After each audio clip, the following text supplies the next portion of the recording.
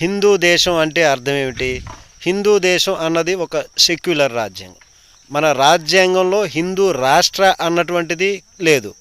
రాజ్యాంగ ధర్మం ప్రకారం హిందూ దేశం ధర్మం ప్రకారం అయితే భారతదేశం హిందూ దేశం, భారతదేశం. కానీ హిందూ రాష్ట్ర అన్నటువంటిది దానికి దీనికి డిఫరెంట్. అంటే భారతదేశం హిందూ దేశం అన్నదానికి హిందూ రాష్ట్ర అన్నదానికి తేడా ఉన్నటువంటి విషయం. ఇది వ్యతిరేకతే. అది రాజ్యాంగంలో కూడా అది ఒప్పుకోదు, రాజ్యాంగంలో కూడా లేనటువంటిది.